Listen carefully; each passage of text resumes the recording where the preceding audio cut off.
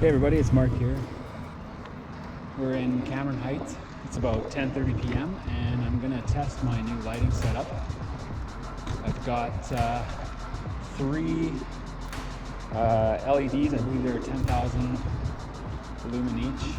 A little bit of overkill from what I've seen. I posted on my local biking forums, and people have said, the more light the better and all that, but generally speaking, it sounds like most people are just running headlights, as in like helmet mounted lights. But yeah, I've got the two bar mounts and helmet. I just have the helmet on right now.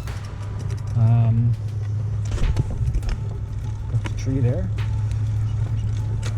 Anyways, in the past I used to run the bar mounted lights and the helmet light, and I do like to go fairly quick, so I felt like it could be overkill, but the more light the better. If you're going to be trying to run really fast, you want to see as far up ahead of the trail as you can. So anyways, we're going to test this setup and see how it goes. So I guess just sit back and enjoy, and we'll maybe have a few words at the end here.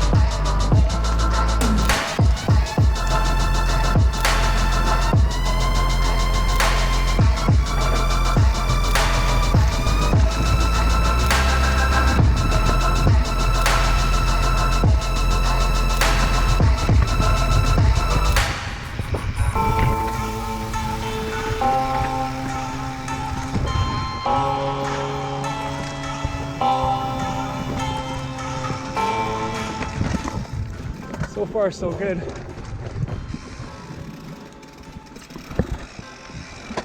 The weight of that light on the helmet is really tipping it forward a lot, but it's manageable in short spurts when it gets rough.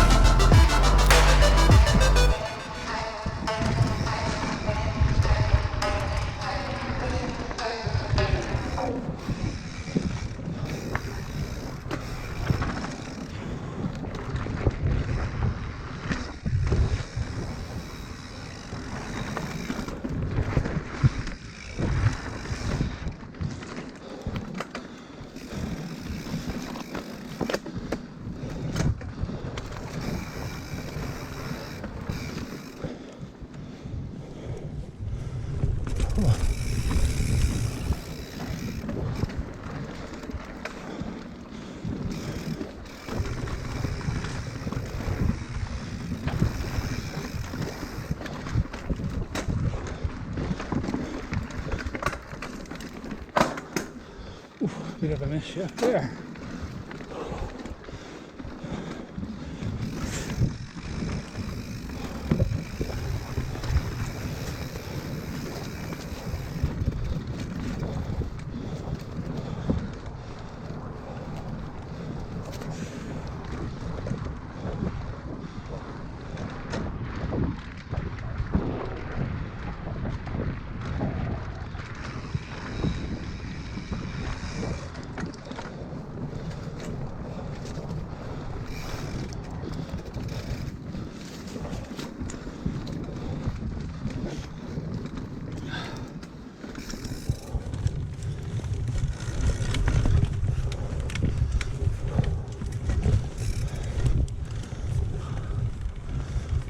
And there we go. That was Bottle Rocket. Not too bad. You're definitely taking a little bit more ease and being a little bit more careful. But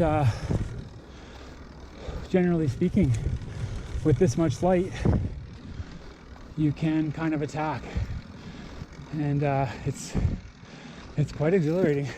I'll head back up for another lap. So we finished that lap, or the climb out, sorry.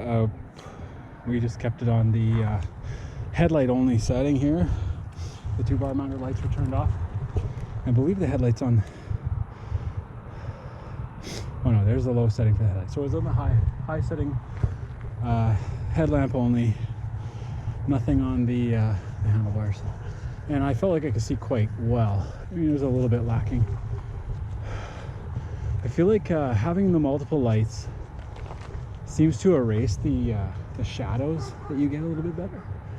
And that makes riding just like the slight little less awkward, I guess is what I'm trying to say. The single source light shadows, they kind of play tricks with your eyes.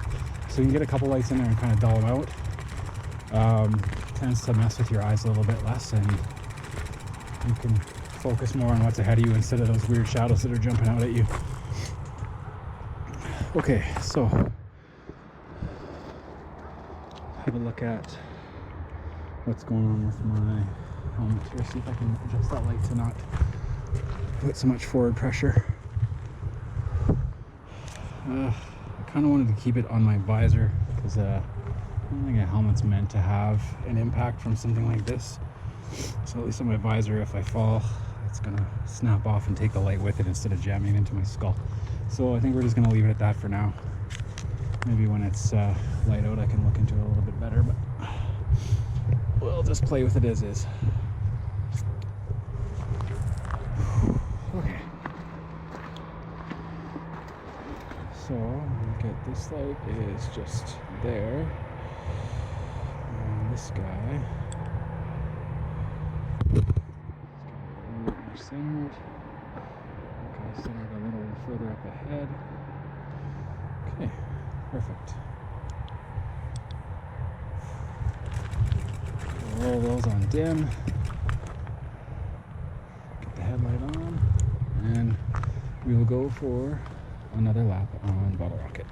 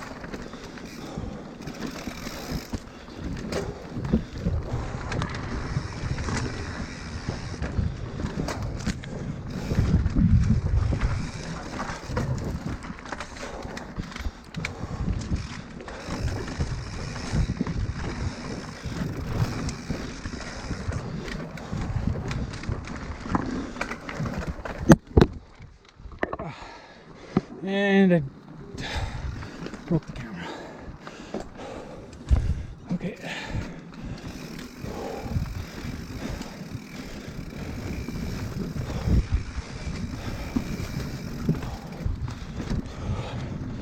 Okay. Oh, sorry about that, guys. Knocked the camera pretty hard there.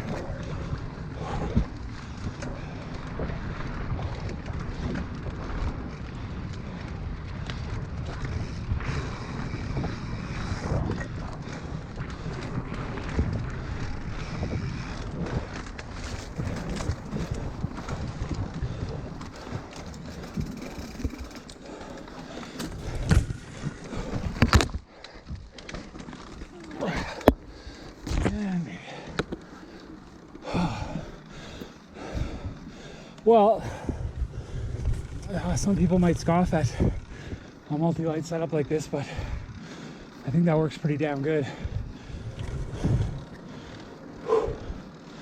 So I think maybe I'll shut up for a while. We'll head across the river. Maybe check out Go Trail.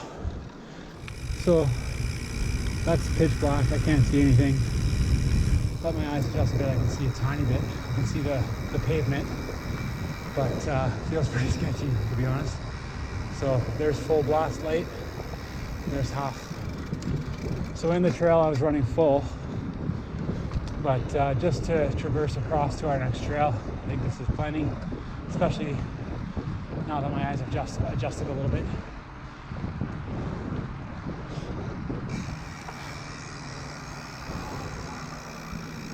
Oh, it's a gorgeous night, that's for sure. Just feel that tiny hint of chill in the air, but as soon as you start pushing, it's gone.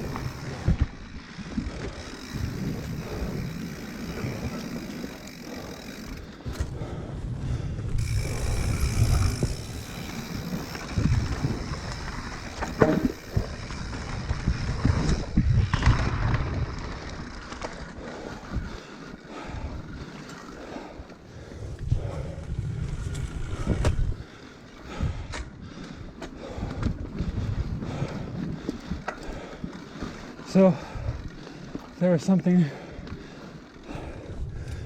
I mean, I didn't see it, but it seemed fairly large in the forest to my right as I crested that downhill to uphill section. A little spooky.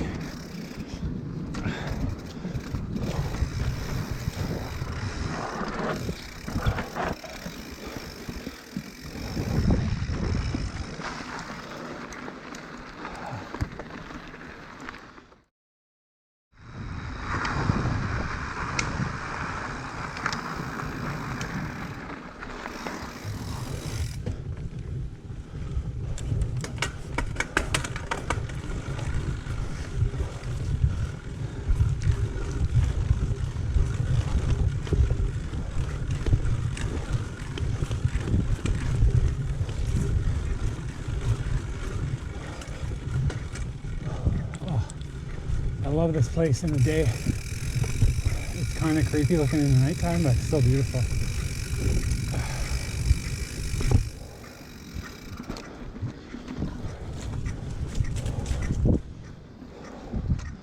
So we're about to jump onto White Knuckle. We're just sort of bypassing the uphill that is typically badonkadonk downhill.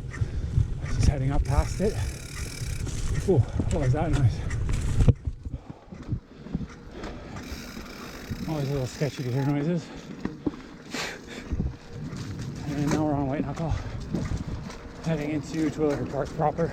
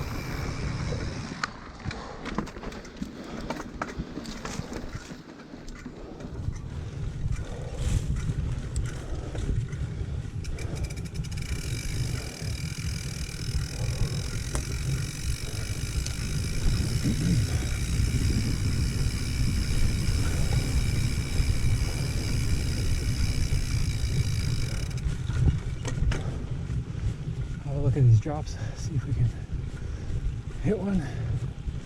Just make sure there's no people partying down in the pit.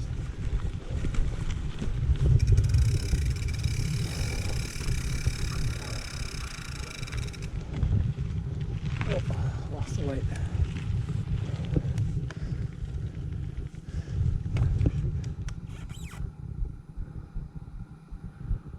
Okay, well, on that note, probably headed back as we have lost the light.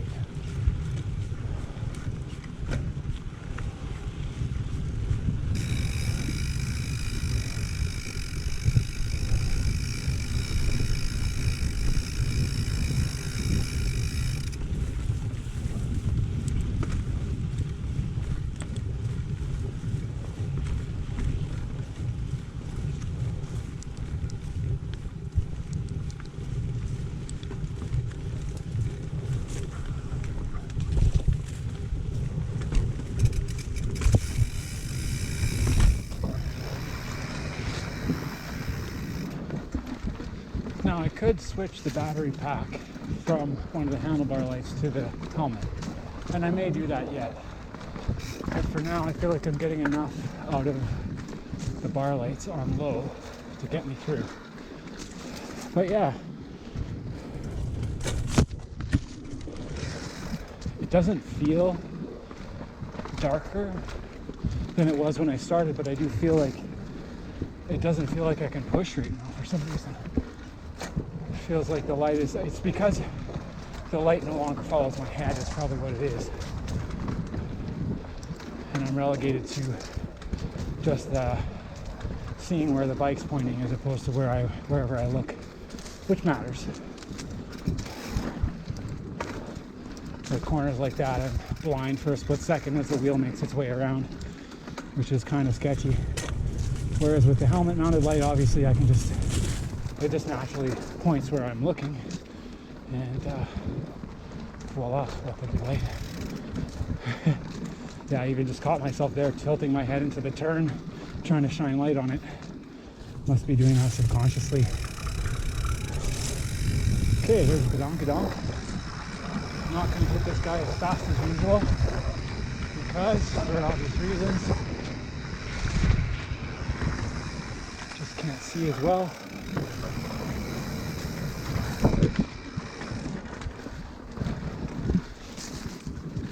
Love this trail though, really fun. I saw there's a new line to the right after the first drop-in chute there. I'm not sure what it does. I'm gonna have to check that out one day.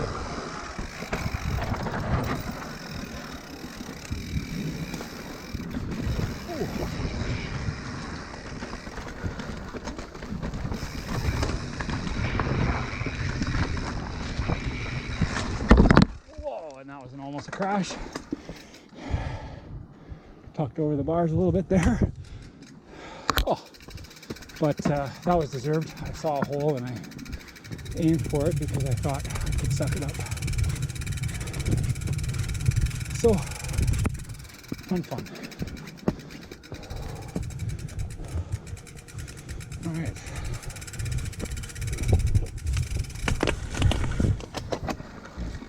So I think once we get out of this trail,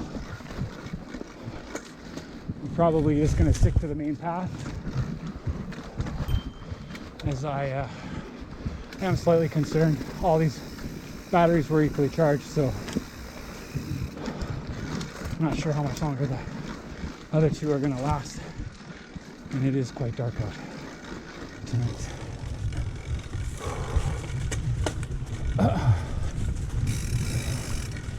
Oh, a tree down.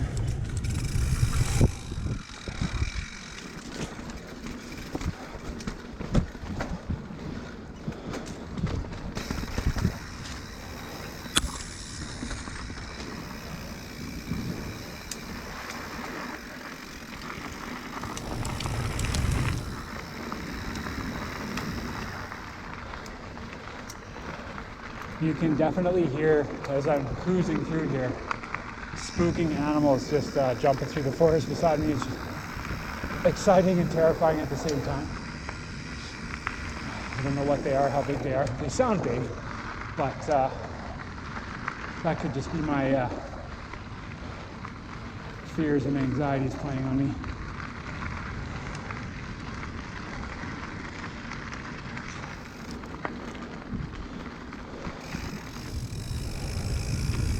And back onto the main path, heading southwest to the Anthony Henday footbridge.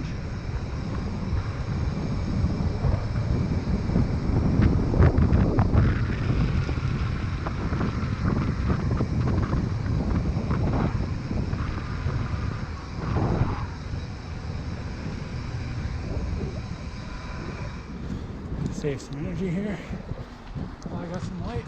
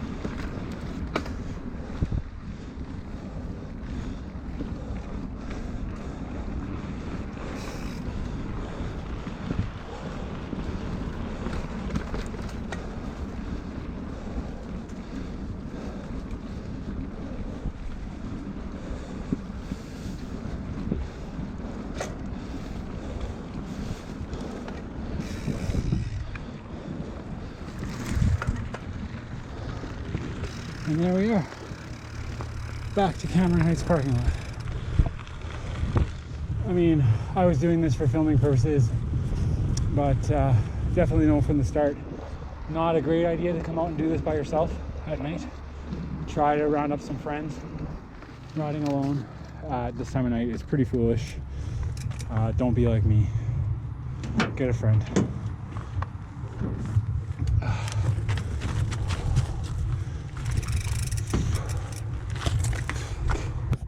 So that about does it. I mean, the idea was to go out and test the lights and get an idea of what, you know, the different settings we're gonna do. But I felt by the end of the first trail, it was like, I've got these lights, why wouldn't I have them on? They were allowing me to go so much faster, I felt, allowing me to see more. Many people who know me know I'm the type of person that, you know, if a trail seems boring, you're not going fast enough. It's not gonna be said about just about any trail, from the easiest green to the blackest black. So I think the same kind of principle goes here, where, I mean, if you've got enough light that allows you to push harder, even if it's just a little bit, why not use it? So that about sums up my review of this setup. Thanks for watching. I'm probably going to dub this out anyways, but I'm sure I'll say something along these lines. So thanks for watching, and see you in the next video.